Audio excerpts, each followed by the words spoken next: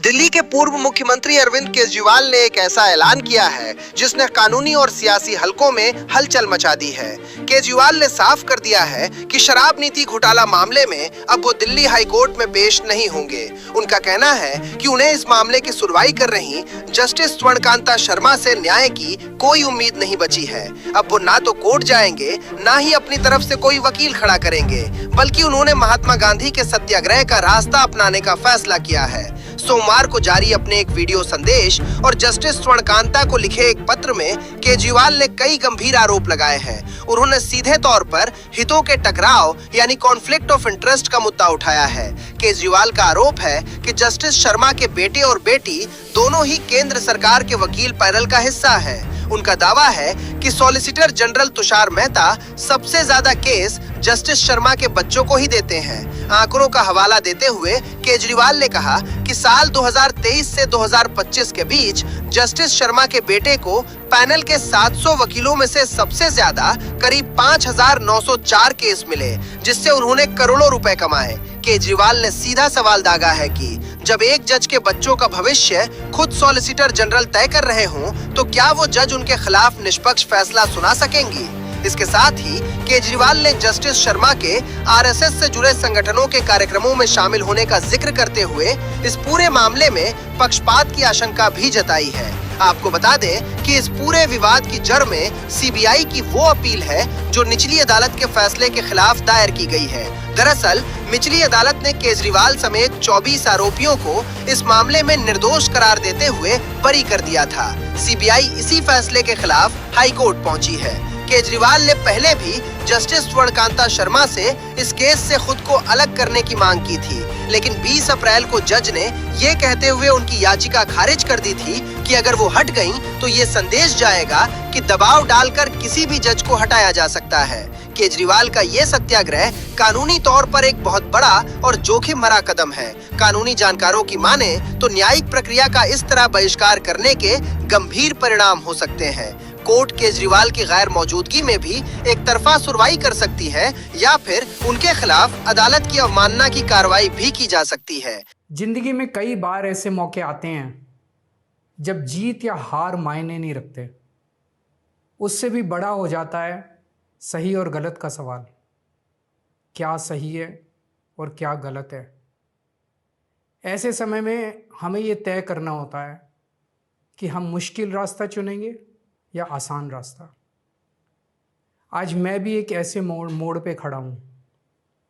आप सब जानते हैं कि मुझे एक झूठे केस में फंसाया गया, मुझे जेल भेज दिया गया, एक चुनी हुई सरकार को गलत तरीके से गिरा दिया गया, हमें कई महीने जेल में रखा, पर आखिरकार सच की जीत हुई। 27 फरवरी को अदालत ने मुझे पूरी तरह निर्दोष घोषित कर दिया। कोर्ट ने कहा केजरीवाल निर्दोष है, केजरीवाल ने कोई भ्रष्टाचार नहीं किया। कोर्ट ने सीबीआई की जांच पे ही सवाल खड़े कर दिए और जांच अधिकारी के खिलाफ एक्शन लेने के आदेश दे दिए। लेकिन सच का रास्ता आसान नहीं होता। सीबीआई ने तुरंत इस फैसले को हाई कोर्ट में चुनौती दी और ये केस जस्टिस स्वर्णकांता शर्मा जी के सामने लगा। तब मेरे मन में एक बहुत बड़ा सवाल उठा, क्या इनके सामने मुझे न्याय मिलेगा? मेरे मन में ये प्रश्न क्यों आया?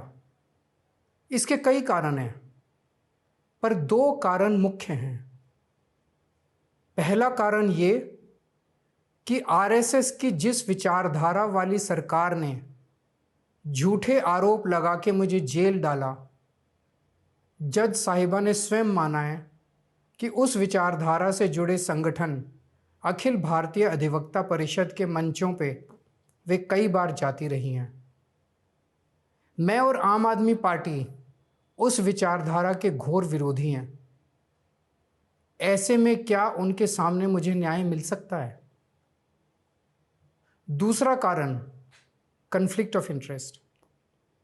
कोर्ट में मेरे विपक्ष में केंद्र सरकार की सीबीआई है और जस्टिस स्वर्णकांता जी के दोनों बच्चे केंद्र सरकार में काम करते हैं।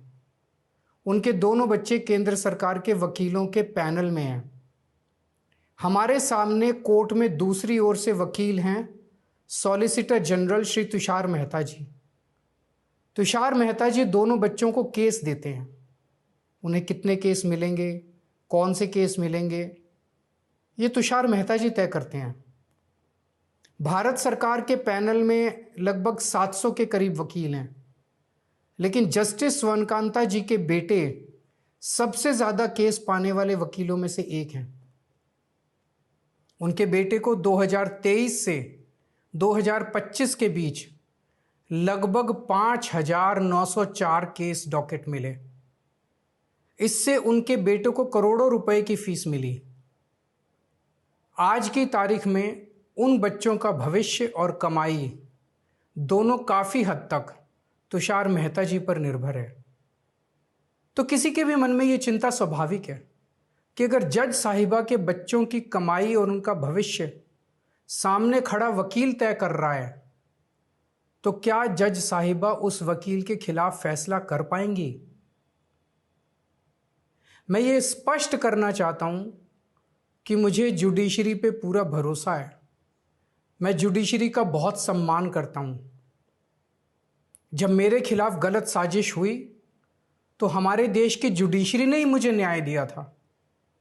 जब मुझे झूठे केस में गिरफ्तार किया गया तो इसी जुडिशरी ने मुझे बेल दी थी। इसी जुडिशरी ने मुझे उसी झूठे केस में दोष मुक्त करार किया है। पिछले 75 वर्षों में जब जब देश पे आंच आई, हमारे देश की जुडिशरी ने देश को बचाया और नागरिकों के हितों की रक्षा की है। मैं जस्टिस स्वर्णकांता जी का भी बहुत सम्मान करता हूँ।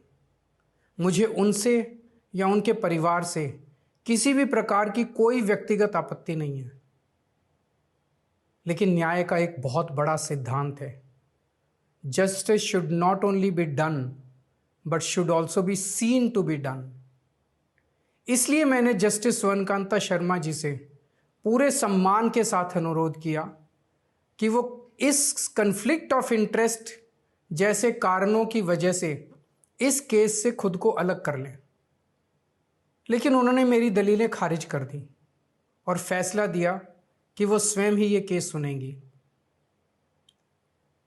आज मेरे सामने सबसे आसान रास्ता है कि मैं उनका आदेश मान लूं और एक बड़ा वकील खड़ा करके उनके सामने अपना केस लड़ूं।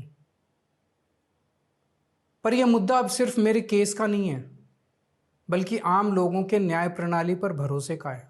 ऐसी दुविधा के मौके पे बापू ने हमें सत्याग्रह का रास्ता दिखाया। बापू ने कहा था कि जब भी किसी अन्याय का सामना करो तो उसका पहला कदम विरोध नहीं बल्कि बातचीत होना चाहिए। अपनी बात अन्याय करने वाले के सामने पूरी विनम्रता के साथ रखनी चाहिए और उसे सुधारने का पूरा मौका देना चाहिए।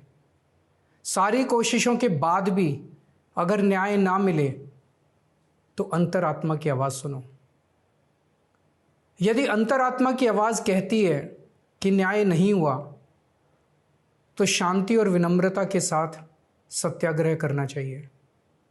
फिर उसके जो भी परिणाम हों वो सहर्ष स्वीकार करने चाहिए।